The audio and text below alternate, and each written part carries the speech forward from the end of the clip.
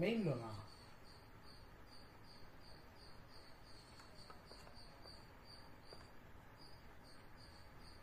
Hi friends, welcome to learn with DP. మనం ఈ వీడియోలో ఏం చూడబోతున్నామంటే, నేను ఈరోజు కోర్స్ అయితే నేర్చుకున్నాను. అందులో ఫస్ట్ క్లాస్ ఈరోజు జావా కోర్స్లో ఫస్ట్ క్లాస్ ఫండమెంటల్స్ తీశారు ఈరోజు అయితే. అందులో వాళ్ళు బేసిక్గా ఏమైతే నేర్పించారో అది మీ దగ్గర ఒకసారి చెప్తాను చూడండి. ఫస్ట్ వాళ్ళు అయితే ఏం చెప్పారంటే అబ్జర్వేషన్ కావాలన్నారు. అబ్జర్వేషన్ అంటే మనం ప్రతిదాన్ని గమనించాల.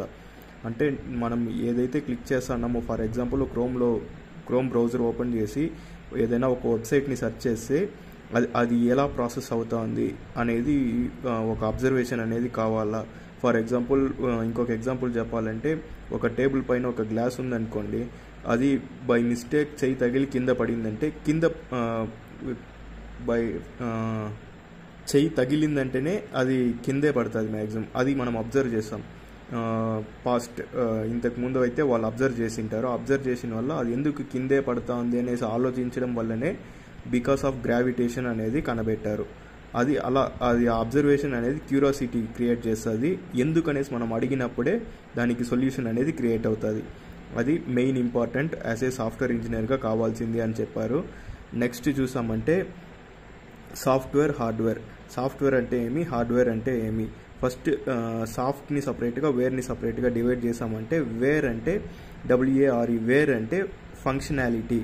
దాంట్లో సాఫ్ట్ సపరేట్గా, హార్డ్ సపరేట్గా. సాఫ్ట్వేర్ ఫస్ట్ హార్డ్వేర్ చూసామంటే దాన్ని ఫిజికల్గా టచ్ చేస్తాము. వితౌట్ పవర్ అదైతే రన్ కాదు. నెక్స్ట్ సాఫ్ట్వేర్ చూసామంటే set of instructions to the hardware.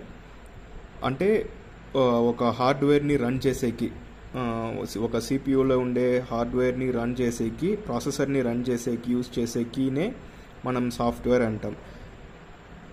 Next చూసారంటే నెట్వర్క్. ఇది వచ్చి త్రూ ఇంటర్నెట్ ద్వారా మనం వర్క్ చేపిస్తాం. Group of system inter connected, దాన్ని మనము నెట్వర్క్ అంటాము. ఈ సాఫ్ట్వేర్కి హార్డ్వేర్కి మధ్యలో ఆపరేట్ అయ్యేది ఆపరేటింగ్ సిస్టమ్. ఇదే boss of the computer. Interface between software and hardware. ఆ రెండిటి మధ్యలో ఉండే డిఫరెన్స్ని, అంటే ఆ రెండిటి మధ్యలో మేజర్ రోల్ ప్లే చేసేదే ఆపరేటింగ్ సిస్టమ్. ఆపరేటింగ్ సిస్టమ్స్లో మనకి డిఫరెంట్ టైప్స్ ఉంటుంది. మనకు ఆండ్రాయిడ్ అనేది ఒక operating system, iOS operating system, next Ubuntu, Mac OS, ఇట్లా different types of operating systems ఉంటుంది. వేరియస్ పర్పస్కి వాటిని యూజ్ చేస్తూ ఉంటాం. లినక్స్ అనేసి అలా చాలా ఉంటుంది. ఈరోజు నేర్చుకునేది ఏమైతే, ఇప్పుడు ఫర్ ఎగ్జాంపుల్ మనం ఒక బ్రౌజర్ ఓపెన్ చేసి సెర్చ్ చేసామనుకోండి. ఫర్ ఎగ్జాంపుల్ amazon.in అని సెర్చ్ చేస్తున్నాం. amazon.in అని సెర్చ్ చేస్తే అది మనం ఒక రిక్వెస్ట్ ఇచ్చినట్లు. ఎవరికి? సర్వర్కి రిక్వెస్ట్ ఇస్తాం. amazon.in అని సెర్చ్ చేసిన వెంటనే మనకి ఆ వెబ్సైట్ అనేది ఓపెన్ అవుతుంది. అంటే మనం ఆ వెబ్సైట్కి, దాని యొక్క సర్వర్కి మనం రిక్వెస్ట్ ఇస్తున్నాం. సర్వర్ అనేది మనకు రెస్పాండ్ అవుతుంది.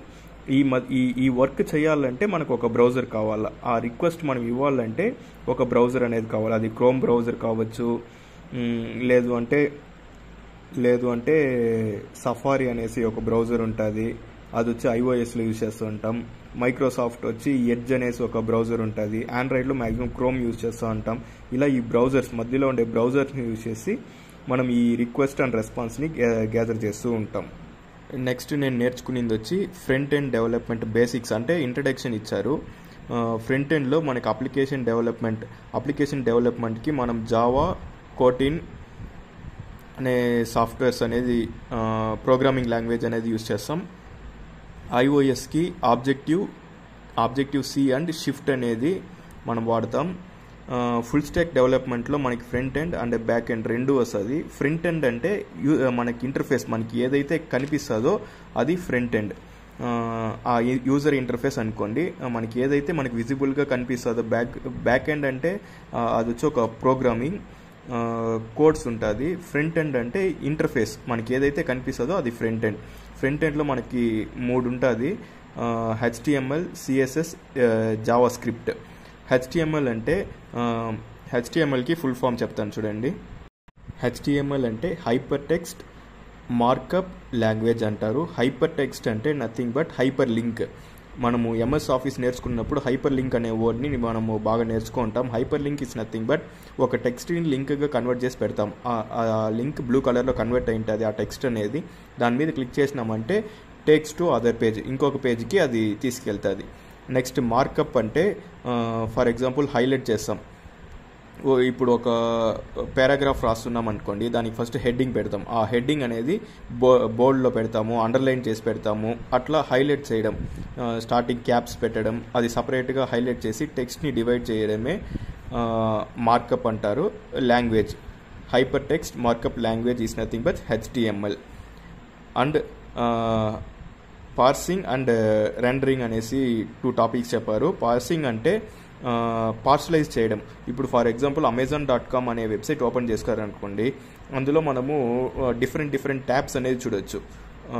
డివైడ్ చేసి పెట్టింటారు వాళ్ళ ట్యాబ్స్ని. ఇప్పుడు ఫర్ ఎగ్జాంపుల్ కార్ట్ అనేసి ఒక ట్యాబ్ పెట్టింటారు, క్లాతింగ్స్ అనే దానికి ఒక ట్యాబ్ పెట్టింటారు. అట్లా డివైడ్ చేసి పెడితేనే మనం ఈజీగా దాన్ని క్లిక్ చేసి ఓపెన్ చేసుకోగలం. దాన్ని పార్సింగ్ అంటారు. రెండరింగ్ అంటే దానికి కలర్స్ కానీ సైజ్ కానీ ఒక ఆర్డర్లో క్రియేట్ చేయడాన్ని రెండరింగ్ అంటారు. Next CSS cascading styles sheets అంటారు. అంటే స్టైల్స్ ఇక్కడే ఉంది చూడండి, మనకి దీంట్లోనే తెలుస్తుంది. స్టైల్స్ అనేది క్రియేట్ చేస్తాం. ఒక అరేంజ్మెంట్స్ తేవడం కానీ, వాటికి షేపు, సైజు, కలర్స్, అలా అరేంజ్మెంట్ తేవడాన్ని తెచ్చేకి యూజ్ చేసేదే మనము CSS.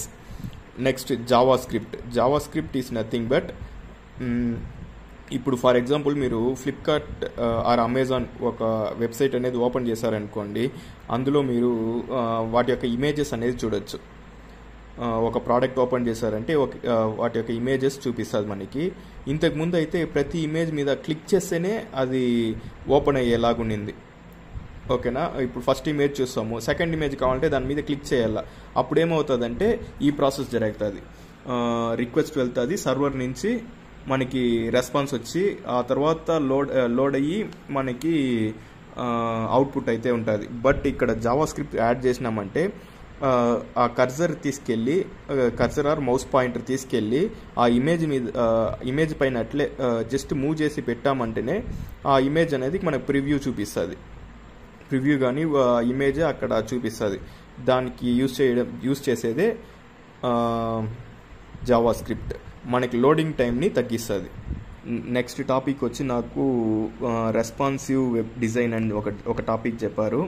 అంటే ఇప్పుడు ఫర్ ఎగ్జాంపుల్ మీరు ఒక వెబ్సైట్ అనేది డిజైన్ చేశారనుకోండి, దాన్ని మొబైల్లో ఒక విధంగా యూజ్ చేసేకుంటుంది, దాన్ని ల్యాప్టాప్లో ఓపెన్ చేసినామంటే ఒకలాగా ఓపెన్ అవ్వాలా, అండ్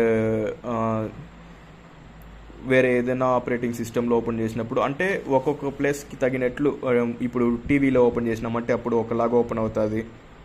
అది అలా కాకుండా ఒకే వెబ్సైట్ డిజైన్ చేస్తాము, అన్నిట్లో దాని తగినట్లు అదే అడ్జస్ట్ అయ్యి ఓపెన్ అయ్యేలాగా క్రియేట్ చేయడమే రెస్పాన్సివ్ వెబ్ డిజైన్ అంటారు. నెక్స్ట్ వచ్చి క్రాస్ ప్లాట్ఫామ్.